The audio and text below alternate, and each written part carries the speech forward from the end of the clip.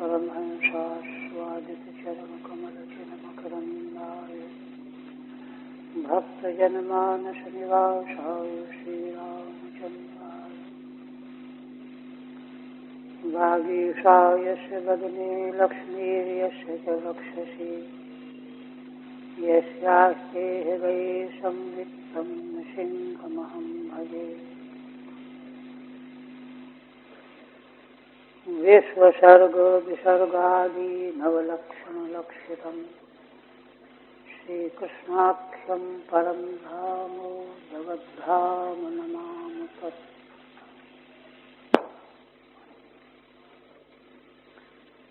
परम आदरणीय यति वृंद, भक्त वृंद एवं श्रोत्र वृंद,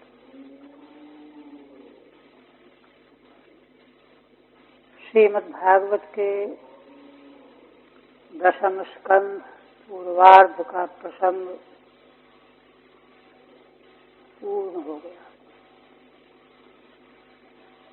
अब इसके आगे दशम स्कंध का उत्तरार्ध 41 अध्यायों में वर्णन किया गया है, उसका प्रारंभ होने जा रहा है।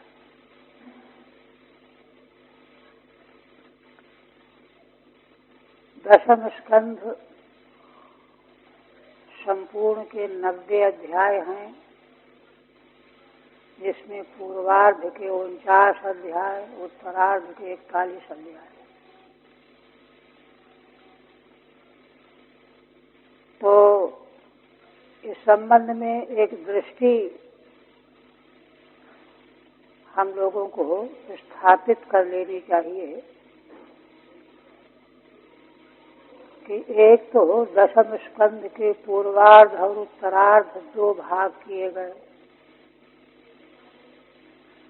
तो 2 भाग करने का उद्देश्य और वैशिष्ट क्या है? तो देखिए, जैसे वैदिक मार्ग के अनुयायी साध्य और साधन 2 वस्तुओं का चिंतन करते हैं। साध्य क्या है, उसको प्राप्त करने का साधन क्या है। इसी तरह से दशम स्कंध के पूर्वार्ध में साध्य जो सगुण भगवान हैं, उनके प्रेमियों को उनकी प्राप्ति किस रूप में हुई। योगी लोग, वेदांती लोग जिस परम ब्रह्म का साक्षात्कार करके कृतकृत्य हो जाते हैं, उन्हीं भगवान को सगुण साकार रूप में साध्य बनाया जिन भक्तों ने, तो वे भगवान साध्य रूप में उन भक्तों को किस रूप में मिले और कैसी कैसी भगवान ने अद्भुत लीलाएं की, इन प्रसंगों का पूर्वार्ध में उल्लेख किया गया। पूर्वार्ध में जिन भगवान का लीला चरित्र गाया गया है, वे साधन संपन्न लोगों को भगवान प्राप्त हुए। श्री नंद जी, यशोदा माता, गोपांगनाएं, ये सब साधन सिद्ध हैं। जन्म जन्मांतर के, युग युगांतर के साधन सिद्ध हैं। उन साधनों के फलस्वरूप भगवान प्राप्त हुए, और कितने सुगमता से प्राप्त हुए। भगवान की कृपा की पराकाष्ठा, अनुकंपा की पराकाष्ठा, उदारता की पराकाष्ठा कि भगवान शिशु के रूप में, बाल के रूप में, किशोर के रूप में उन भक्तों को परमानंद प्रदान कर रहे हैं। तो जिनको भगवान परमानंद प्रदान कर रहे हैं, वो तो साधन संपन्न हैं, सिद्ध पुरुष हैं, सत्य। भगवान के जो ग्वाल बाल सखा बने, वे भी अल्प पुण्य वाले थोड़े जो है भगवान के साथ बैठ उठ सकते हैं। स्वयं ब्रह्मा जी ने वर्णन किया है, कथन किया है कि इनका ऐसा सौभाग्य है। भगवान से प्रार्थना करते हुए कहा कि आप इनको क्या दे करके उऋण होंगे। देखिए, तो भगवान अगर कहें कि हम अपने को दे देंगे तो अपने को तो पूतना को दे दिया है आपने, तो इनके सारे कुल परंपरा को अपने को दे देंगे तो उसके भी कुल परंपरा को आपने दे दिया है। देखिए, ब्रह्मा से बढ़कर के कोई ज्ञानी विज्ञानी है नहीं। वो आश्चर्यचकित हो रहे हैं कि भगवान, इन ब्रजवासियों ने अपना सारा तन मन धन सब कुछ आपको न्यौछावर कर रखा है, इनको आप क्या दे करके उऋण होंगे। कितनी महिमा है ब्रजवासियों की। तो उन ब्रजवासियों को जिनकी साधनाएं पूर्ण हो गई हैं, उनको साध्य रूप में भगवान कितने सुगम रूप से प्राप्त हुए मिले, यह वर्णन जो है पूर्वार्ध में किया गया है। इसके बाद भगवान तो देखिए लीला से मनुष्य रूप में प्रकट हुए हैं। असुरों का संहार करने के लिए, सत्पुरुषों की रक्षा करने के लिए, धर्म की स्थापना के लिए, और ऐसी लीलाएं करने के लिए कि जिनका चिंतन करके संसार से विपन्न दुखी प्राणी मुक्त हो जाता है। यही सब करने के लिए भगवान अवतरित हुई है, प्रकट हुई है। तो वे ही भगवान जब कंस का उद्धार हो गया, देखिए श्री उद्धव जी की ब्रज यात्रा के प्रकरण में श्रीधर स्वामी ने एक बात कही है। क्या बात कही है? कहते हैं कि देखो, भगवान यज्ञोपवीति बन गए मथुरा में आकर के, और गुरु के घर जाकर के उन्होंने वेदादि शास्त्रों का सांगोपांग अध्ययन कर लिया, द्विज बन गए। अब भगवान में गंभीरता आ गई। वो बाल बाल चरित्र जैसा चंचलता नहीं, गंभीरता आ गई। अब वे संसार के लोग की परिस्थिति का गहराई से चिंतन करते हैं, विचार करते हैं, उसका समाधान ढूंढते हैं। तभी तो उनको याद आई कि ब्रजवासी मेरे वियोग में बहुत बेचैन हो रहे होंगे, दुखी हो रहे होंगे, मुझे कुछ करना चाहिए। उद्धव जी को उन्होंने तय किया और संदेश बाघ बना करके भेजा। वह लीला हो गई। इसके बाद फिर भगवान ने जिनको वचन दे रखा था, कुब्जा को दर्शन दिया, अक्रूर जी से मिले। हस्तिनापुर के बारे में भगवान ने चिंतन किया और चिंतन करके अक्रूर जी को प्रेषित किया, जाओ समाचार लेकर के आओ, है ना, अपने सुहृदों को जैसे सुख शांति मिले वैसा हम उपाय करेंगे।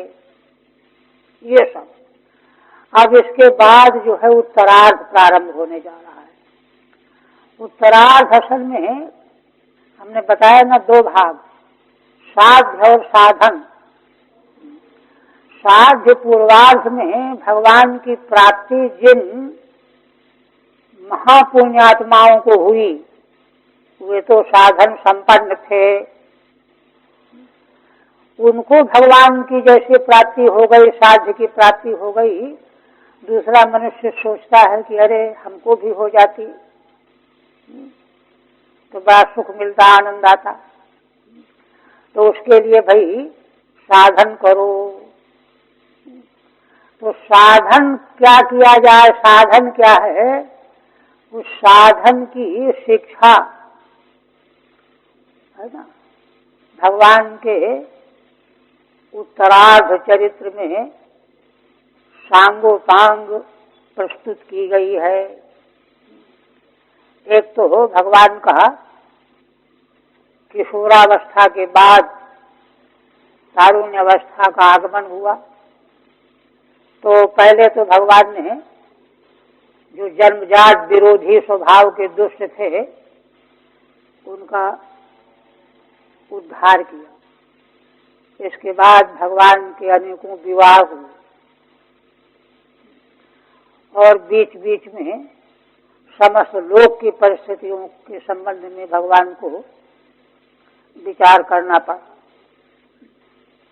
जरासंध के यहाँ जो राजा निरपराध उसके कैद खाने में पड़े हुए थे, युधिष्ठिर महाराज ने यज्ञ किया, राजसूय यज्ञ का विचार किया, भगवान का की याद की उन्होंने। नारद जी ने भगवान से निवेदन किया। उधर जरासंध के कारागार में कैदी राजाओं ने दूत भेज करके भगवान से प्रार्थना की उद्धार करने के लिए। भगवान ने मंत्रणा की, भाई कहाँ चले, क्या करें। पहले उद्धव जी ने प्रतिपादन किया कि राजसूय यज्ञ में चलो, वहीं से दोनों काम संपन्न हो जाएंगे। यह सब किया। तो ये सारे क्रियाकलाप भगवान के, देखिए मनुष्य जीवन सारा का सारा साधन के लिए है। जीवन अभी तो भगवान ने इसीलिए बनाया है, पुरुषार्थ भागी बनाने के लिए, धर्मादि पुरुषार्थ प्राप्त कर सके जीव, इसके लिए भगवान ने संसार बनाया और मनुष्य को इंद्रिय अंतःकरण आदिकों से संपन्न बनाया। इसलिए मानव जीवन सारा का सारा साधनामय है। इसको हृदयंगम कर लेना चाहिए, तब फिर उस व्यक्ति के जीवन में प्रमाद और लापरवाही नहीं आएगी, प्रमाद नहीं पलेगा। जीवन के परम लक्ष्य को पहले से निर्धारित किया हुआ होता है। सारी बातें धर्मशास्त्र में समझाई गई हैं, कैसे क्या क्या करना है। तो इस रूप में भगवान ने, है ना, महाराज के यज्ञ को संपन्न कराया। उसी प्रकरण में शिशुपाल का उद्धार हुआ और जो है जरासंध के कैदी राजाओं का भी उद्धार हुआ, यज्ञ संपन्न हुआ। इसी क्रम में कुरुक्षेत्र में बहुत बड़ा सूर्य ग्रहण का प्रभाव पड़ा, तो सारे विश्व की धार्मिक जनता वहां पहुंची। वहां बहुत दिनों से भगवान के वियोग में वियुक्त गोपांगनाएं व्यग्र थी, बेचैन थी भगवत विरह में, उनसे भेंट हुई और सारे मित्र राजागण से भेंट हुई, शत्रुओं से भी भेंट हुई जो दुश्मनी मानते थे, सब प्रकार के लोग आए। वहां सारे ऋषि मुनियों का समागम हुआ। ऋषि मुनियों की भगवान ने किस प्रकार से अर्चा पूजा की, चरणोदक ग्रहण किया, उनकी महिमा का कथन किया। ऋषि लोग आश्चर्यचकित हो गए, उन्होंने भगवान की महिमा का गुणानुवाद किया। ये सब जो है किस तरह से आचरण करना चाहिए, यह सब आचरण ही साधन है। इस तरह का साधन एकत्र होते होते ही जब पुष्कलता प्राप्त हो जाती है, तब साध रूप में भगवान के दर्शन की प्राप्ति होती है। और तो और यह तो उत्तरार्थ का सारा भाग, इसी में देखिए वेद स्तुति का प्रसंग भी इसी में आया हुआ है। समग्र वेद का तात्पर्य क्या है, सार क्या है, वह भी इसमें बता दिया गया है। और भगवान ने श्रुतदेव और बहुलाश नाम के राजा और ब्राह्मण, ये परम भक्त थे, इनको भगवान ने अपने से जाकर के दर्शन दिया। ये अद्भुत चरित्र भगवान का। और अपने से जाकर के दर्शन इसलिए दिया कि असल में धर्म की स्थापना के योग्य ऐसे ही पुरुष होते हैं। उनका सारा व्रत वर्णन किया गया है। ब्राह्मण को कैसा होना चाहिए, शुद्धदेव की सारी स्थिति का बहुत ही रहस्यमय ढंग से निरूपण किया गया, वर्णन किया गया। ऐसा ब्राह्मण ही धर्म को संभाल सकता है, धर्म की रक्षा कर सकता है और धर्म का आचरण करके दूसरों को शिक्षित कर सकता है। और बहुलाश नाम के मिथिला नरेश, उनकी महिमा का वर्णन है।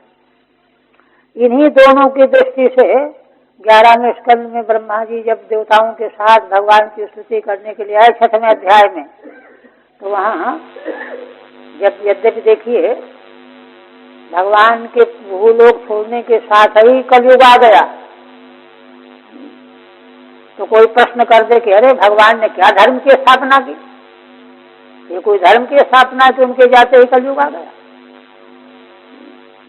तो वहाँ उसका रहस्य व्यक्त किया गया, संकेत किया गया। ब्रह्मा जी ने भगवान की स्तुति में कहा कि भगवान, हमने आपसे प्रार्थना किया था कि आप पृथ्वी का भार दूर कर दो, सत्पुरुषों की रक्षा कर दो, उनको निर्भय बना दो। जिस जिस प्रार्थना के लिए हमने आपसे निवेदन किया था वह सब आपने संपन्न कर दिया है। फिर अंत में बाद में कहते हैं धर्म से स्थापिता सत्सु, हे भगवान आपने धर्म की स्थापना भी कर दी है। हाँ, किंतु धर्म की स्थापना ऐरे गैरे व्यक्तियों में नहीं किया जा सकता। सत्सु सत्पुरुषेषु, सत्पुरुषों में आपने धर्म की स्थापना कर दी है। उनमें पांडव सत्पुरुष हैं, बहुत सारे ऋषि महर्षि हैं, और विशेष करके जहाँ भगवान अपने से चल करके गए ऋषियों को साथ में लेकर के, सुखदेव ब्राह्मण और बहुलाश राजा के यहाँ उनकी सारी प्रार्थना स्वीकार कर ली। उन्होंने कहा कि भगवान हमारे यहाँ कुछ दिन रुक जाइए, रुक गए। उपदेश भी किया, उपदेश करके तो इन्हीं दोनों की ओर संकेत है ब्रह्मा जी का धर्म से स्थापित है सत्सु, सत्पुरुषों में आपने धर्म की स्थापना कर दी है, अब कोई काम बकाया नहीं है। और बाकी जो हैं वे धर्म को संभालने लायक हैं ही नहीं। सेवनी का दूध देखिए स्वर्ण पात्र में ठहरता है, दूसरे बर्तन में बर्बाद हो जाता है, अशुद्ध हो जाता है, नष्ट हो जाता है। धर्म जैसी विशुद्धतम वस्तु सत्पुरुष में ही स्थापित की जा सकती है, भगवान ने वही किया। देखिए एक ही चंद्रमा अंधकार को दूर करता है, एक चंद्रस्तमो भंति। इस प्रकार से धर्मात्मा पुरुष अगर पृथ्वी में एक भी बना रहता है तो सारे संसार का अंधकार दूर होता रहता है। यही विधा है शास्त्र की। इसलिए यह कोई शंका करे कि भगवान ने उपेक्षा की, धर्म की स्थापना नहीं की होती तो जो है। और जबकि देखिए उद्धव जी ने जब देखा कि भगवान लगता है पृथ्वी लोक को छोड़ना चाहते हैं तो बड़े घबरा गए, एकांत में गए, उनके चरणों में गिर करके रोने लगे। मुझे ऐसा लग रहा है कि आप भूलोक को छोड़ना चाहते हैं, यह कह करके रोने लगे। किंतु मेरा क्या होगा, और भी जो आपके भक्त हैं वे कैसे जीवित रहेंगे। इसलिए कृपा करके या तो आप जाना कैंसिल करो और या तो मुझको भी साथ ले। तो सखा से कितना संबंध है, उद्धव जी को कितना चाहते हैं भगवान। इसलिए कहा या तो मत जाओ या तो मुझे भी साथ ले चलो।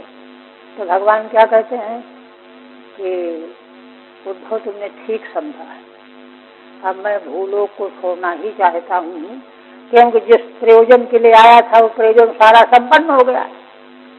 अब जो है थोड़ा सा काम यदुवंशियों के संहार का रह गया है, उसका भी आरंभ तो हो गया है, साफ हो चुका था ऋषियों का, इसलिए वह भी थोड़े दिनों में संपन्न होने वाला है। फिर तो मुझे जाना ही जाना है। अब उद्धव जी ने जो अपनी कठिनाई बताई उसका उत्तर भगवान दे रहे हैं। कहते हैं कि देखो उद्धव, त्वं तु सर्वं परित्यज्य, तुम साफ संसार को छोड़ करके बद्रिका आश्रम चले जाओ। क्योंकि मेरे जाने के बाद यह संसार रहने लायक नहीं रह जाएगा। ये भगवान कहते हैं। जब यह कहा, वहां तो बड़ा वेदांत की दृष्टि है, वहां दृष्टि दी भगवान ने। किंतु उद्धव जी कहते हैं कि भगवान आपने ठीक कहा, सर्वथा उचित तो यही है मार्ग, लेकिन मुझमें सामर्थ्य नहीं है। सब कुछ छोड़ करके बद्रिकाश्रम में चला जाना इतना आसान नहीं है। उन्होंने खुले हृदय से, खुली पन्ने की तरह से किताब जैसे हो कि अभी मेरा मन शोधों में, बंधुओं में, परिवार में, मकान में, कुल के लोगों में संसक्त बना हुआ है, मुझमें जाने की हिम्मत ही नहीं, सर्वत्याग की हिम्मत ही नहीं। आप कृपा करके मुझमें वह सामर्थ्य प्रदान करो जिससे कि मुझमें हिम्मत आ जाए, मैं सब कुछ छोड़ करके चला जाऊं। देखिए, यही हिम्मत देने के लिए भगवान का उपदेश है 11वें स्कंद में, 7वें अध्याय से लेकर के आगे 29 तक, जिससे कि उद्धव जी को सामर्थ्य आ गया और गदगद हो गए, कृतकृत्य हो गए। कृतकृत्य होकर के अब कहा कि अब आप आज्ञा दीजिए। तो भगवान ने फिर वही आज्ञा दी कि जाओ बद्रिकाश्रम जाओ। बद्रिकाश्रम चले गए। तो इस तरह से माने शास्त्र की दृष्टि ये है कि गड़बड़ घोटाले को यहाँ प्रश्रय नहीं है। यथार्थ दृष्टि साधन और साध्य का विशुद्ध स्वरूप चाहिए, इसमें मिलावट किसी प्रकार की सही नहीं है, नहीं तो शास्त्र का मार्ग ही दूषित हो जाएगा। श्रीधर स्वामी ने वेद स्तुति के आरंभ में व्याख्या के आरंभ में एक बात कही, कहा कि देखो इसकी व्याख्या तो महान पुरुषों ने कर रखी है,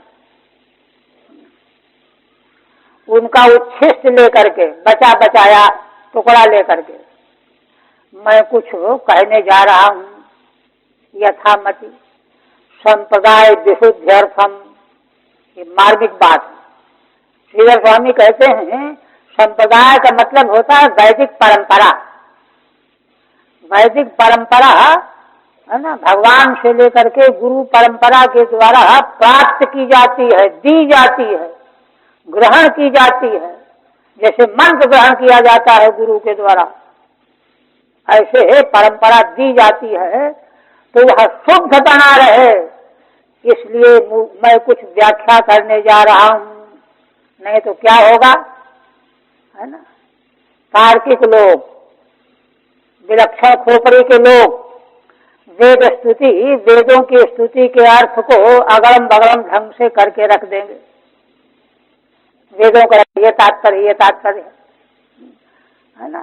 तो विज्ञ व्यक्ति को यद्यप कोई लेना देना नहीं है, लेकिन यदि वह समझदार है, विवेकी है, तो उसको संप्रदाय की परंपरा को अशुद्धि होने से बचाना चाहिए, उसको बीच में कोई गड़बड़ न कर दे। संप्रदाय विशुद्ध्यर्थम, ये उनका शब्द है। तो इस तरह से वास्तविक में वैदिक परंपरा का जो संप्रदाय है उसमें कहीं किसी प्रकार का घपला नहीं, सब कुछ दो टूक है, स्पष्ट है। तो इस दृष्टि से जो श्रीमद् भागवत के 10वें स्कंध का उत्तरार्ध है वह साधन को प्रकाशित करने वाला है। इस प्रकार का जीवन जब तक हमारा नहीं बन जाएगा तब तक जो साध्य पूर्वार्ध में भाग्यशाली पुरुषों को प्राप्त हो गया है वह हम ललचाते तो रहेंगे लेकिन वो प्राप्त नहीं होगा। केवल रसमय फल की चर्चा करने से फल मिल नहीं जाएगा, उसको सुन करके सुना करके लालच तो पैदा हो जाएगा, लेकिन उसकी प्राप्ति जो है साधन सापेक्ष है, और साधन जो है सांगोपांग कैसा होना चाहिए उसी सबका निर्वचन करने के लिए, प्रकाशित करने के लिए उत्तरार्ध का आरंभ होने जा रहा है भगवान के लीला चरित्र का उत्तर चरित्र समझिए, क्योंकि भगवान अब वयस्क हो गए हैं, अब तो वैवाहिक जीवन व्यतीत करने वाले हैं, इसलिए वैवाहिक संबंध कैसे स्थापित करना चाहिए और किस प्रकार से व्यवहार का निर्वाह करना चाहिए, बड़ी शिक्षाएं, बहुत बातें आप देखिए। श्री गणेशाय नमः। श्रीधर स्वामी कहते हैं, ततः पंचाशत्तमे तु जरासंध भयादिवो कारयित्वां बुधौ दुर्गम तन्निनाय निजम जनम। श्रीधर स्वामी की शैली है, पहला पद जो है पूरे अध्याय के सार को बता देते हैं, है ना। 50 माने 50वां अध्याय। 50वें अध्याय का विषय क्या है? श्री भगवान मानो जरासंध से भयभीत से होकर के, भयभीत तो हो ही नहीं सकते, उनसे तो काल भी भयभीत होता है, किंतु भयभीत से हो करके, दिखाई दे करके भगवान जो है समुद्र के मध्य में दुर्ग द्वारिकापुरी का निर्माण कराएंगे और वहां निर्माण करा करके अपने मथुरापुर के सभी भक्तजनों को वहीं स्थापित कर देंगे। दुर्गम तन्निनाय निजम जनम, तत् माने तस्मिन् दुर्गे, द्वारिकापुरी में अपने भक्तजनों को, सभी यदुवंशी अनुयायियों को वहां ले जाकर के ठहरा देंगे। यह विषय है इसमें। अब आगे और रहस्य बताते हैं। कपटान कपटैरेवो हत्वा दैत्या नयत्नतः अजयत्य जरासंधम धर्मेणैतु धार्मिकम। श्री भगवान की लीलाएं कैसी हैं? उस भगवान की लीलाओं को समझने के लिए सूत्र दे रहे हैं। उस सूत्र के द्वारा उन लीलाओं का रहस्य जानना चाहिए, भ्रमित नहीं होना चाहिए। क्या? कपटान कपटैरेवो, जो कपट करने वाले हैं उनको कपट के द्वारा ही, कपट करके ही, जैसे जरासंध को कपट करने के लिए ब्राह्मण देश में गए भगवान अर्जुन, भीमसेन, तो इस प्रकार से भगवान ने उसका वध किया। कपटैरेव हत्वा दैत्यान यत्नतः, बिना यत्न के, थोड़े से यत्न से, अल्प यत्न से, लीला में ही कपटी दैत्यों का कपट के द्वारा नाश किया। अजैत्य जरासंधम धर्मेणैतु धार्मिकम, इसी क्रम में जरासंध पर भी विजय पाई और धार्मिक से भगवान धर्म के द्वारा, धार्मिक के साथ धर्म की लड़ाई, कपटी के साथ कपट पूर्ण युद्ध। महाभारत के भीष्म पर्व में, नहीं कर्ण पर्व में भगवान का एक वचन है, वहाँ यह है कि कर्ण का, परशुराम जी का साथ मिला हुआ था, युद्ध करते करते उसका रथ फंस गया दलदल में, रक्त की कीच में फंस गया। अब अर्जुन बाण वर्षा कर रहे थे, वो नीचे उतर करके रथ को निकालने लगा, संभालने लगा। तो उस समय कहता है कि अर्जुन देखो, तुम धर्मात्मा हो, है ना। धर्म यह कहता है कि जब तक प्रतिद्वंदी सतर्क न हो उस पर प्रहार नहीं करना चाहिए। मैं अपने दलदल में फंसे रथ को निकाल रहा हूँ, मैं युद्ध करना बंद कर चुका हूँ, तब तक तुम प्रहार नहीं करोगे, ये कहा। कर्ण की यह प्रस्तावना सुन करके भगवान को हंसी आई। भगवान तो सारथी बने बैठे। भगवान ने कहा कि कर्ण, बड़ा अच्छा हुआ कि मरने के समय में तेरी बुद्धि ठिकाने आ गई। ये बताओ कि तुम 6 ने मिल करके अभिमन्यु को अकेले मारा था, बालक को, क्या वो धर्म था?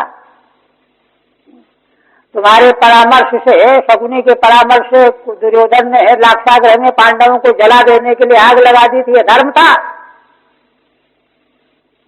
और बड़ी सभा में द्रौपदी को अपमानित किया गया, तू भी वहां बैठा हुआ था, वह धर्म था। इतने इतने दुष्कृत्य तेरे आंखों के सामने हो, तू भी उसमें सम्मिलित था, उस समय तुझे धर्म नहीं सूझा।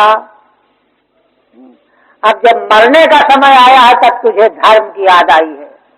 चलो अच्छा हुआ, मरने के समय धर्म की याद तो आई। यह कह करके फटकारा, कर्णका से नीचे हो गया। भगवान के सामने कौन टिक सकता। फिर अर्जुन कहा, अर्जुन देख, मुझसे धर्म की व्याख्या सुन। तू ऐसा मत समझना कि जो है ये जो कह रहा है वो धर्म है, मैं बताता हूं धर्म क्या है ना।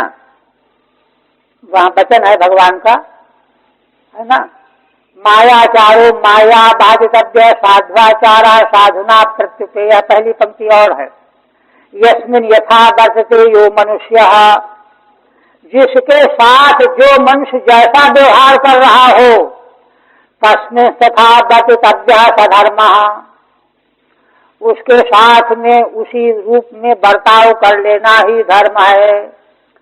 मायाचारो माया बाधितव्य, जो मायाचारी हो, कपटी हो, उसको कपट के द्वारा पराजित करो। साध्वाचार साधुना प्रत्युपेय, साधु आचरण वाले को साधुता के द्वारा विजय पाओ। यह भगवान ने उपदेश करके वहां सत्यानता अध्याय है कर्ण पर्व में, और कहा कि अर्जुन देख, अब कर प्रहार इस पर, कोई इसकी बात मानने की जरूरत नहीं है। उसी अवस्था में अर्जुन के प्रहार से कर्ण घायल होकर के गिर पड़ा, मारा गया। तो इसलिए धर्मेण तु धार्मिकम, आप मूल में से सुखवाद। अब भगवान सुखदेव जी उत्तरार्ध के 50वें अध्याय का उपदेश आरंभ करते हैं। क्या कहते हैं, अस्ति प्राप्तिश्च कंसस्यो महिष्यौ भरतर्षभ। हे भरतवंशियों में श्रेष्ठ परीक्षित के लिए संबोधन है। कंस की 2 रानियां थीं, अस्ति और प्राप्ति उनके नाम थे। मृते भरत दुखार्ते इयतु स्मृतिर्गृहान, जब उसके पति कंस मारा गया, पति के मारे जाने पर दुख से आर्त हो गई दोनों, और दोनों दुखी होकर के अपने पिता के घर चली गईं। पितुर्गृहान इयतु स्मो, अस्ति प्राप्ति संघ के नाम थे। टीका में कहते इयतुर माने जगमतु, अपने पिता जरासंध के घर चली गईं। जरासंध की कन्याएं थे दोनों। पित्रे मगधराजायो जरासंधाय दुखिते, वेदयान चक्रतु सर्वम आत वैधव्य कारणम। वहां जाकर के रो करके दुखी होकर के दोनों कन्याओं ने मगधराज जरासंध को, है ना, सारा वृत्तांत बताया। वेदयान चक्रतु सर्वम आत वैधव्य कारणम, मेरा वैधव्य, हमारा, हम विधवा क्यों हो गई, कैसे हो गई, यह सारा रहस्य जाकर के जरासंध को बताया। टीका नहीं, सातद प्रियमा कर्ण्यो शोकामर्षयुतो नृपो, अयादवी महीम कर्तुम चक्रे परम मुद्यमम। अब जब उसकी पुत्रियों ने बताया कंस के मारे जाने का समाचार, तो उसको बड़ा अप्रिय लगा। तब अब कंस का वध, दामाद का वध हो गया, अप्रिय सुन करके। शोकामर्षयुतो नृपो, तो दामाद के प्रति शोक भर गया उसके मन में, और यदुवंशियों के प्रति क्रोध, अमर्ष, शोक और अमर्ष दोनों से युक्त हो गया।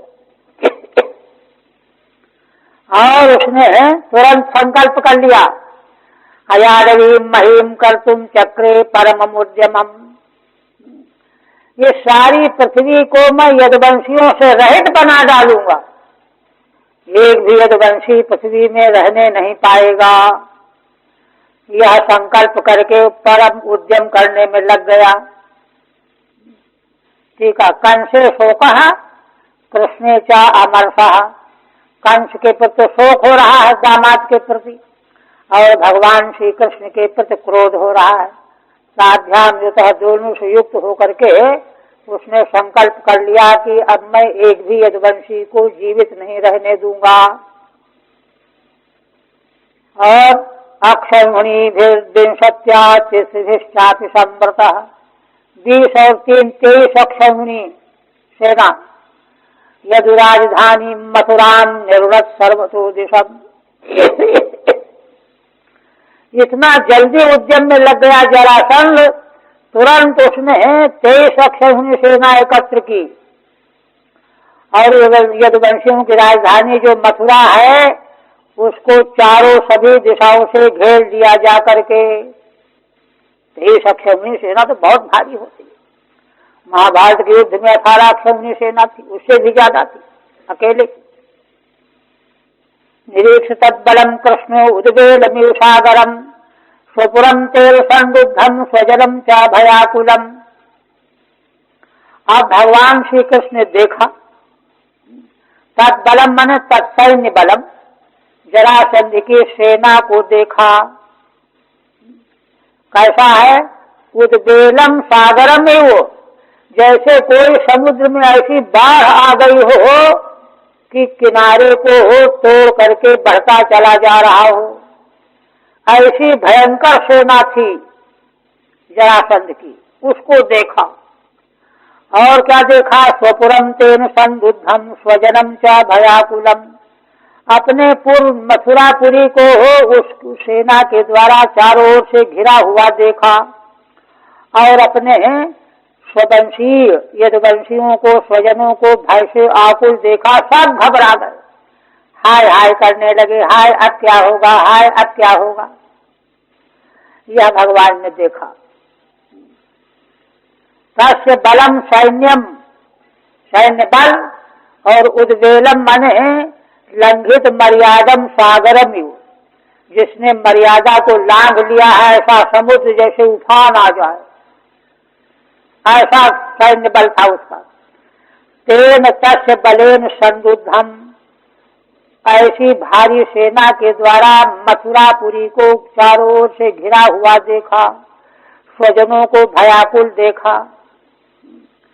तब देखिए भगवान चिंतन करने लगे, विचार करने लगे, जैसे मनुष्य विचार करता है। भगवान तो परमात्मा है, परमेश्वर, उनको क्या विचार करना है, किंतु मनुष्य लीला कर रहे हैं।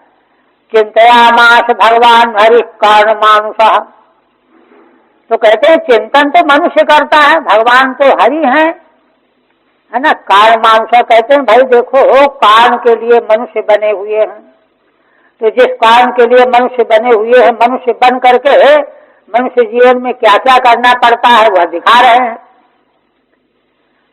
तद्देश कालानुगुणम स्वावतार प्रयोजनम, क्या भगवान ने चिंतन किया, माने इस समय, इस देश में, इस समय यहाँ क्या करना चाहिए और मेरे अवतार लेने का प्रयोजन क्या है, यह भगवान विचार करने लगे।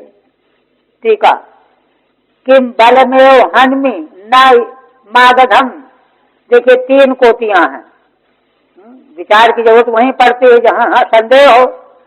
क्या मैं जरासंध की सेना का नाश कर दूं और जरासंध को छोड़ दूं? एक पक्ष तो ये है, मागधम वा हत्वा बलम गृह्णामि, अथवा जरासंध को मार करके सेना को अपने अधीन बना लूं, हमारे यहाँ नौकरी सेवा करने लगेगी सेना। यद्वा समागधम सर्वम हन्मि इति चिंतयामास, अथवा जरासंध के सहित सारी सेना का संहार कर दूं। 3 पक्ष हैं। ननु प्रथमम कथम जेष्यामि इत्येवं चिंतयितुम युक्तम तत्राह। देखिए श्रीधर स्वामी क्या कहते हैं, कहते हैं कि अरे पहले तो यह सोचना चाहिए कि हम इसको जीतेंगे कैसे। ये 3 पक्ष कहाँ से चिंतन करने के लिए आ गए? सबसे पहली चिंता तो ये होनी चाहिए कि हम इसको जीत कैसे पाएंगे, इतनी भारी सेना है। ये प्रश्न होना चाहिए। उस पर क्या कहते हैं, अरे भाई यह चिंता भगवान को थोड़े होती है ना। काल मानुषा, भगवान मनुष्य थोड़े हैं, ये तो कारणवशात मनुष्य बने हुए हैं।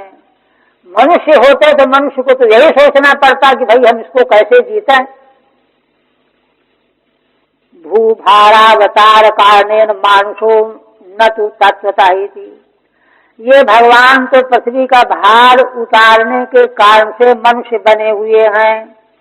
तत्वता तो मनुष्य है नहीं, तत्वता तो भगवान है।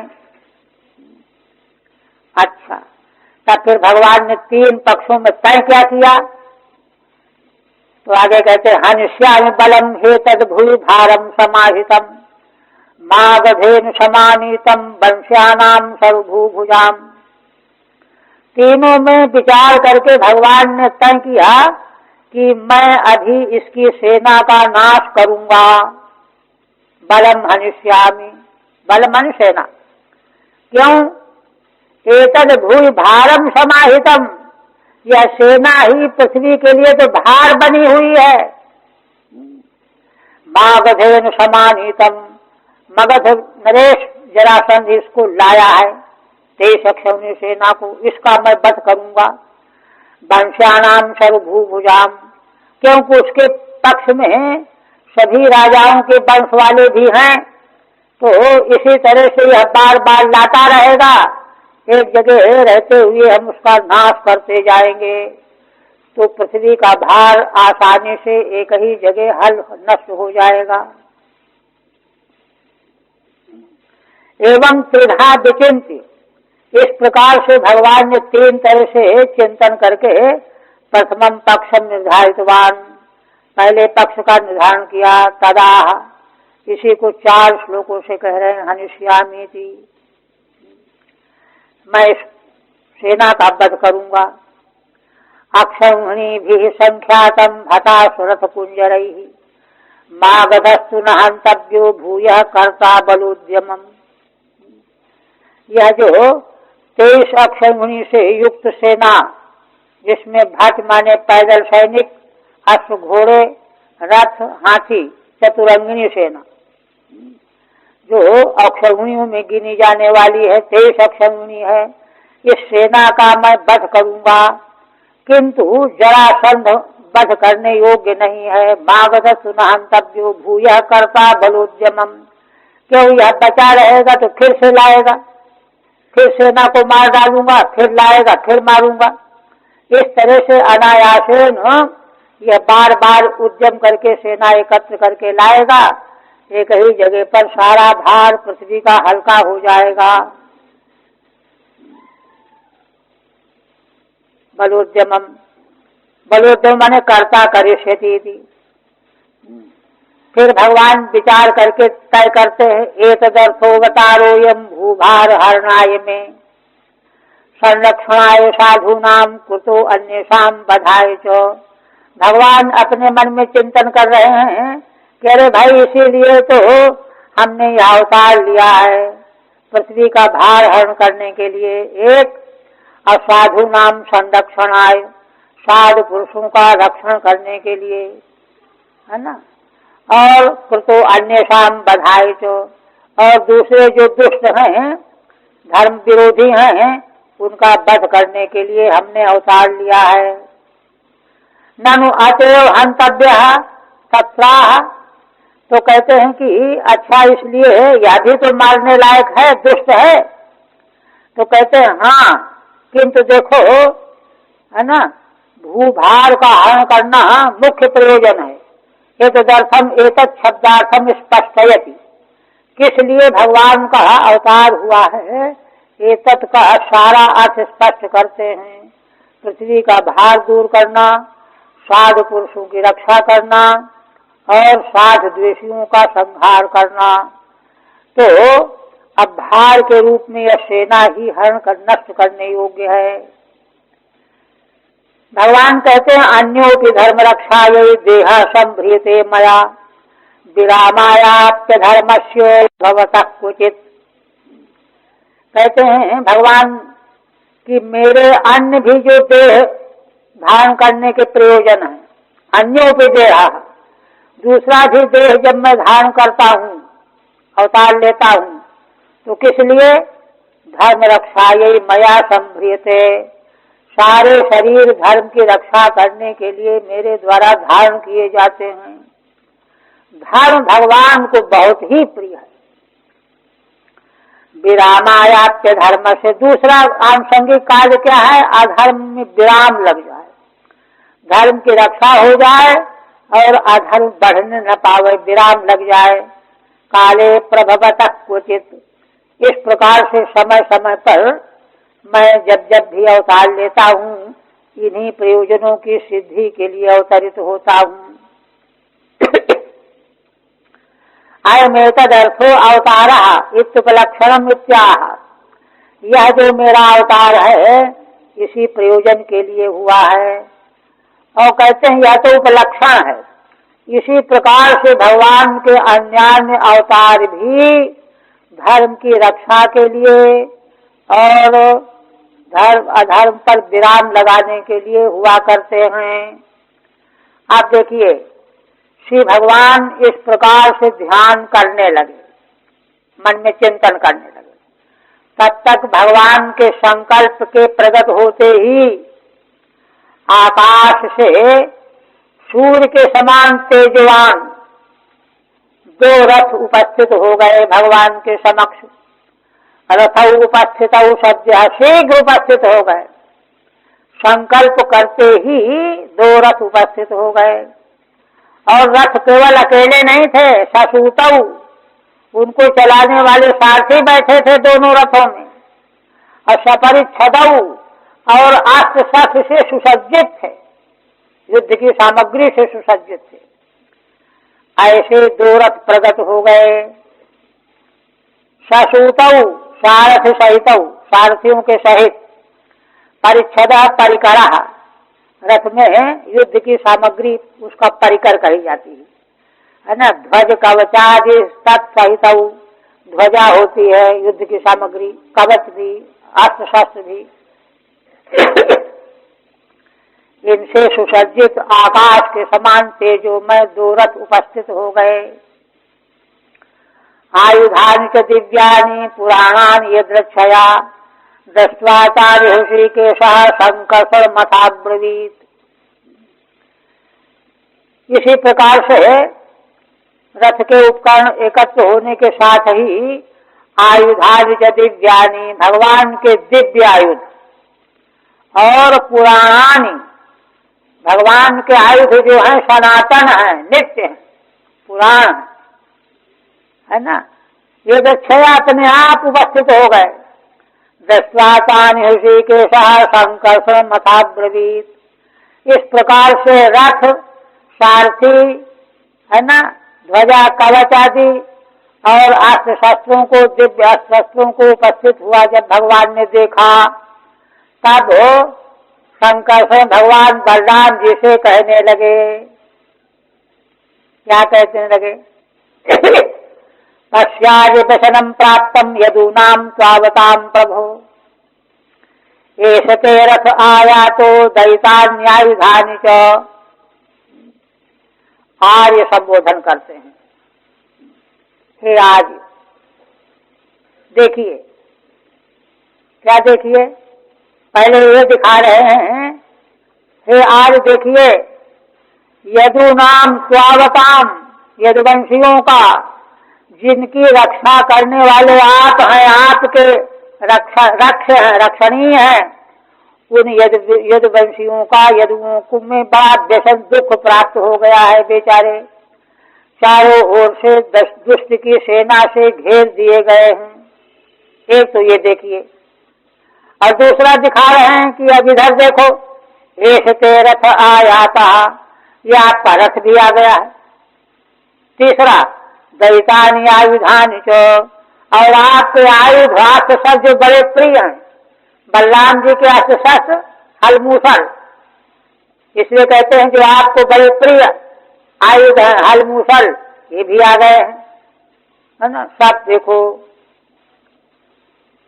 टीका में कहते त्वमेवावन रक्षको नाथो विद्यते ये शाम, आप ही इनकी रक्षा करने वाले हो। आवन और रक्षण धातु है, क्षत्रिय प्रत्यय है। आप ही इनकी रक्षा करने वाले हो, स्वामी हो, नाथ हो, है ना। ऐसे यदुवंशियों को देखो कितना दुख मिल रहा है। ते त्वावंतस्ते शाम, या आपके द्वारा रक्षणीय है यदुवंशी, आप जो है इनका दुख दूर करो। और देखो युद्ध की सामग्री भी आपकी उपस्थित हो गई है। यानमास्थाय जहिये तद व्यसनात् स्वस्वान समुद्धर, एक दर्शन ही नौ जन्मो साधु नामीश शर्मकृत। भगवान कहते हैं कि हे आर्यो, अब आप अपने रथ में स्थित हो जाइए और जहिये तद व्यसनात् स्वान समुद्धर, है ना, इस सेना का वध कर डालिए और इन अपने अनुयायी भक्तों का उद्धार कीजिए। इनका व्यसन माने दुख से इनकी रक्षा कीजिए। अच्छा, कहते हैं अच्छा दूसरा काम नहीं करें? कहते हैं कि नहीं। क्यों? एक दर्शन ही नौ जन्मों साधु नाम ईश शर्मकृत। अरे आप सोचिए तो सही, इसीलिए हम दोनों का जन्म हुआ है, अवतार हुआ है। साधु नाम ईश शर्मकृत, ईश साधुओं के लिए, सर माने शांति प्रदान करने के लिए ही हम दोनों भाइयों का जन्म हुआ है। यह भगवान ने बलराम जी को बताया। त्रयोविंशतिनीकाख्यम भूमेर भार मपाकुरु, एवं सम्मंत्र दासारहु दंशितौ रथिनौ पुरात। फिर कहते हैं कि देखो, त्रयोविंशतिनीकाख्यम 23 अक्षौहिणी यह सेना है जरासंध की। और देखो यह सारी की सारी पृथ्वी के लिए भार रूप है। यह 23 अक्षौहिणी वाला जो भूमि का भार है, इसका अपाकुर, इसको खत्म कर दो, काम तमाम करो।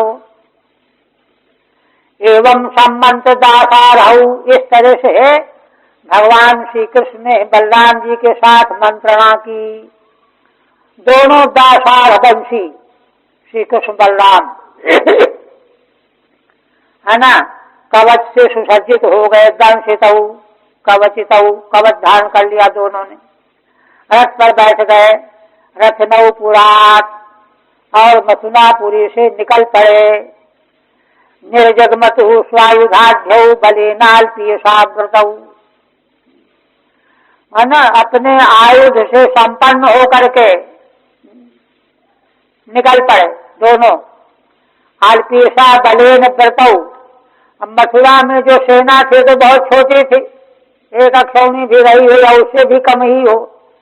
अल्पीसा बलेन माने सेनया आवृतौ, थोड़ी बहुत जो सेना थी मथुरा की, उससे घिर करके दोनों भाई रथ में बैठ करके कवच धारण करके शस्त्र लेकर के निकल पड़े। और निकल करके देखिए, जाते ही बाहर निकलते ही भगवान ने अपना शंख बजाया। शंखम दधमौ विनिर्गत्यो हरिदारुक सारथी। श्री भगवान के रथ का सारथी था दारुक, उसके साथ भगवान बाहर निकले मथुरापुरी से और अपना शंख बजाया, युद्ध भूमि वाला। स्वायुधाढ्यौ शोभनायुध संपन्नौ, भगवान के अपने आयुध थे, सारंग धनुष सुदर्शन चक्र आदि शोभन आयुध भगवान के, और किसी के पास नहीं। उसे संपन्न होकर के निकले और बाहर निकलते ही भगवान ने शंख ध्वनि की। तदो भूत पर सैन्यानाम हृदय वित्रास बेपथु, भगवान की शंख ध्वनि को सुन करके ही शत्रु की सेना के सैनिकों का हृदय कांपने लगा। ततो भूत पर सैन्यानाम हृदय वित्रास बेपथु, परमन शत्रु के सैनिकों का हृदय कांपने लगा भगवान की शंख ध्वनि सुन करके। तावा मागधो वीक्षो हे कृष्ण पुरुषाधम, है ना, जरासंध तो मौजूद था ही। उसने दोनों भाइयों को, भगवान श्री कृष्ण बलराम को रथों पर सुसज्जित आया हुआ देखा और देख करके उनसे कहने लगा, व्यंग पूर्वक कहने लगा, मागधा जरासंधा तौ आह। श्री कृष्ण बलराम को सुना करके कहने लगा, हे कृष्ण पुरुषाधम। पहले भगवान श्री कृष्ण को संबोधित किया, पुरुषाधम। वह तो अपनी दृष्टि से भगवान की निंदा करने के लिए शब्द प्रयोग कर रहा है, पुरुषेषु अधमा पुरुषाधमा, किंतु पुरुषाः अधमा यस्मात्, सारे पुरुष जिनकी अपेक्षा अधम है, निकृष्ट है ना। सरस्वती देवी ने यह अर्थ किया, समाशय बदल दिया, अर्थात पुरुषोत्तम। जरासंध तो बकवास कर रहा है, किंतु सरस्वती देवी ठीक ठीक अर्थ व्यक्त कर रही हैं, हे पुरुषोत्तम, हे श्री कृष्ण पुरुषोत्तम। पुरुषा अधमा यस्मादित वास्तवो अर्थ, वास्तविक अर्थ क्या है ना, जिनकी अपेक्षा सारे पुरुष अधम है, निकृष्ट हैं, जीव कोटि के पुरुष, ऐसे भगवान पुरुषोत्तम हैं। क्या कहता है, न त्वया योद्धुमिच्छामि बाले नैके न लज्जया, गुप्तेन ही त्वया मंदो नयोत्से या ही बंधुहन। जरासंध कहता है कि देखो कृष्ण, मैं तुम्हारे साथ युद्ध नहीं करना चाहता हूँ। तुम्हारी अभी अवस्था ही क्या है, तुम तो बालक हो।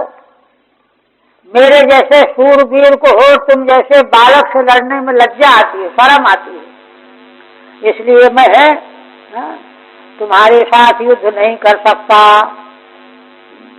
बाले नहीं के न लज्जया, लज्जा के मारे। दूसरी बात, गुप्तेन ही त्वया मंदो नयोत्से या ही बंधुहन, तू तो भाग जा चुपचाप, गुप्त होकर के अपने सगे संबंधियों के साथ छिप करके सुरक्षित हो जा। हे मंद, नयोत्से या ही बंधुहन, मैं तुझसे युद्ध नहीं करूंगा। दूसरी बात और है कि तू अपने बंधुओं का हत्यारा है, मामा को मार डाला तूने, बंधुओं का हत्यारा है, इसलिए पाप करने वाला है, पापी से युद्ध नहीं करना चाहिए। नयोत्से या ही बंधुहन, ठीक है। गुप्तेन सर्वांतरत्वाद दर्शना नरहेण, देखिए सरस्वती देवी दूसरा अर्थ करती हैं।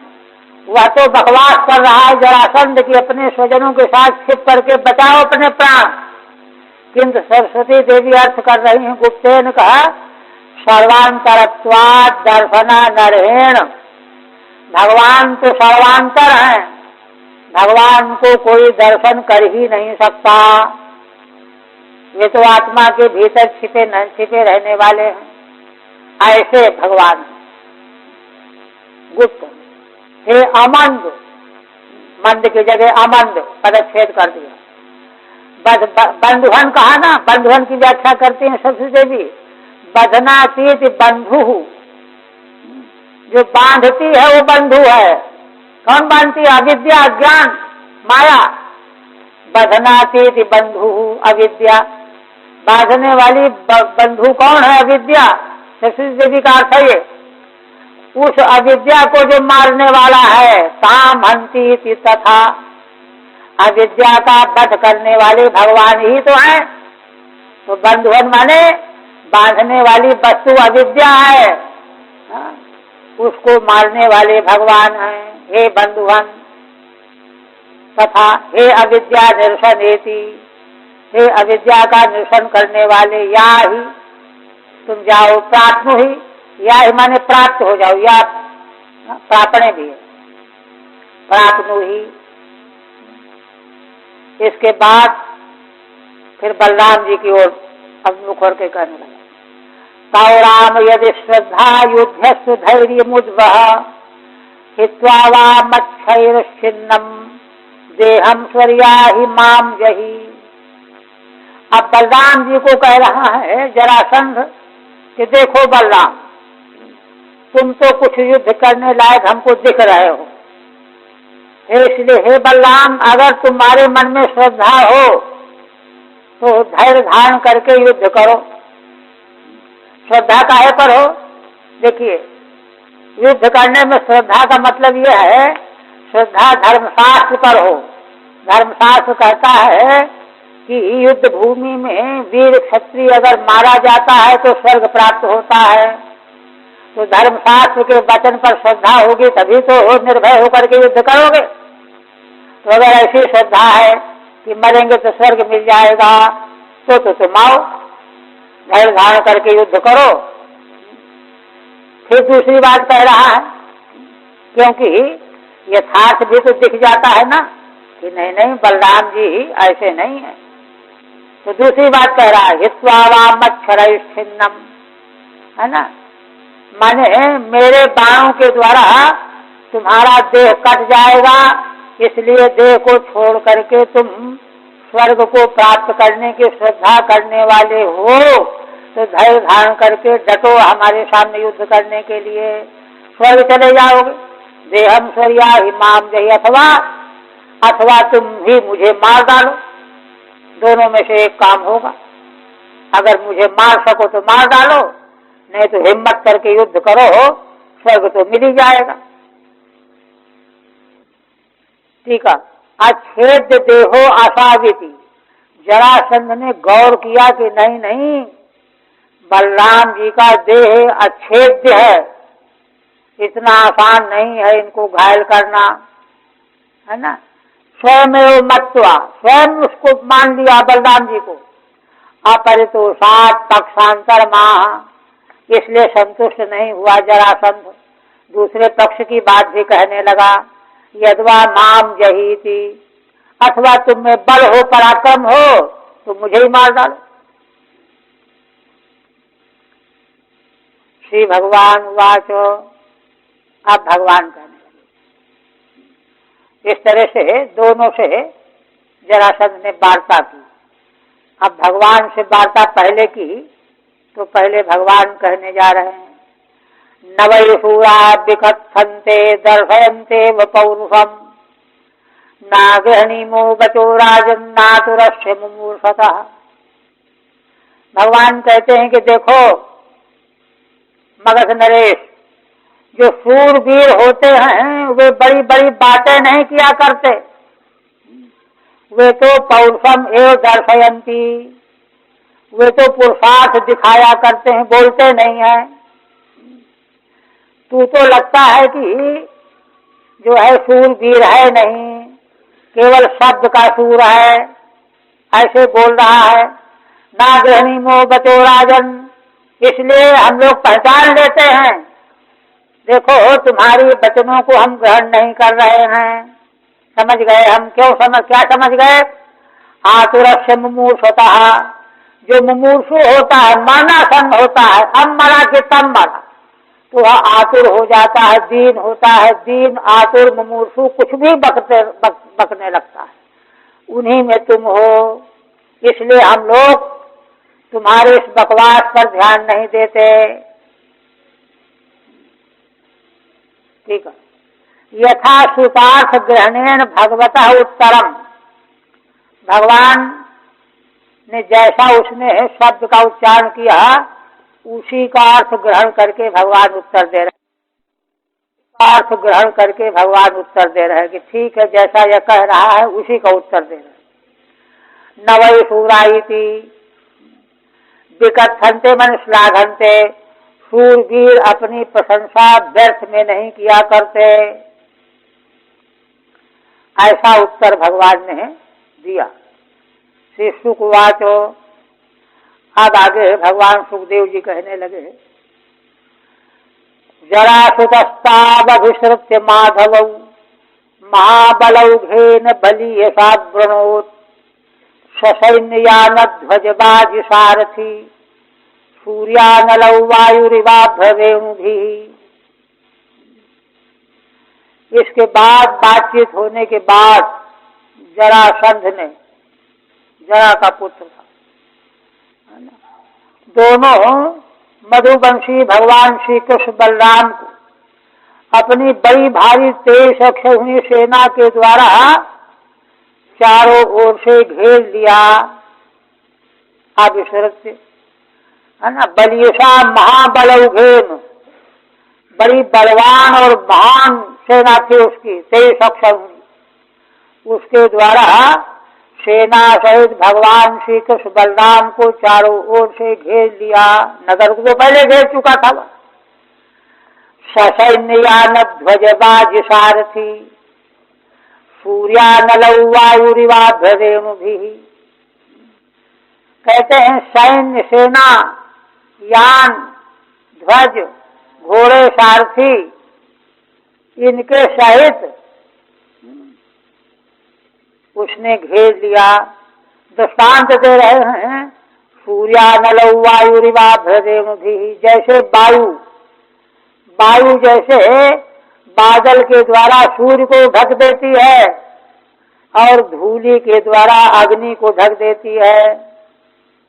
वायु जैसे बादल के द्वारा माने बादल के द्वारा सूर्य को ढक देती है और धूलि के द्वारा अग्नि को ढक देती है, ऐसे ही सूर्य और अग्नि के समान भगवान श्री कृष्ण बलराम हैं। उनको उसने अपनी महती सेना के द्वारा चारों ओर से घेर लिया, ढक दिया। टीका कहते हैं माधवौ मधुवंश भवौ। दोनों भाइयों को माधव कह रहे हैं क्योंकि मधु वंश में दोनों का अवतार हुआ है, यदुवंश मधुवंश। महता सैन्य समूहेन आवृतवान, अपनी बड़ी भारी सेना समुदाय के द्वारा चारों ओर से सेना के सहित भगवान श्री कृष्ण बलराम को घेर लिया जरासंध ने। जैसे वायु अभ्रय सूर्यम, वायु जैसे बादलों के द्वारा सूर्य को ढकती है, रेणुभिश्चाग्निम, और धूलि के द्वारा अग्नि को छिपा देती है, यथा इति। श्रीधर स्वामी कहते हैं कि देखो ढकेंगे क्या ये? भगवान श्री कृष्ण बलराम सूर्य और अग्नि के समान है ना। असल में बादल भी सूर्य को ढकते नहीं है, वो तो हमारी दृष्टि को ढकते हैं। सूर्य को कौन ढकेगा? घनच्छन्न दृष्टि घनच्छन्न मर्कम तथा निष्प्रभम मन्यते चाति मूढ़ा। शास्त्रकार कहते हैं बादल से ढके हुए सूर्य को जो महामूढ़ है वे ही यह कहते सुने जाते हैं कि अरे बादल ने सूर्य को ढक दिया, छिपा दिया। जबकि वास्तविकता क्या है? बादल के द्वारा हमारी दृष्टि ढक जाती है ना, क्योंकि छोटी चीज को बड़ी चीज ढकेगी। छोटी चीज बड़ी को कैसे ढकेगी? सूर्य का तो परिमाण जो है पृथ्वी से 13 लाख कितने गुना बड़ा है, उसको बादल का टुकड़ा क्या ढकेगा? किंतु आंख को ढक लेता है। मूर्ख जो है अपनी दृष्टि के ढकने को सूर्य को ढका हुआ मान लेते हैं। वैसे ही भगवान सुखदेव जी कहते हैं कि राजन, है ना, मेघ जैसे सूर्य को नहीं ढकता, देखने वालों की दृष्टि को छिपा देता है, सूर्य का दिखना बंद हो जाता है। सूर्य को तो ढक ही नहीं सकता कोई। इस तरह से यथा अग्निम रेणुभिर्चाग्निम यथा इत्य दर्शन मात्र मेवा वर्णमिति। यहाँ वर्ण जो कहा जा रहा है आदर्शन मात्र है, माने दिखना बंद हो गया। ढक गए ये नहीं, ढक तो सकते ही नहीं है, केवल हमारी दृष्टि से ओझल हो गए। केवल इतना हुआ, इत सूचितम, यही सूचित किया गया। बस यहीं रहने दीजिए क्योंकि आगे फिर युद्ध शुरू हो जाएगा, तो फिर 35 तक चलना पड़ेगा।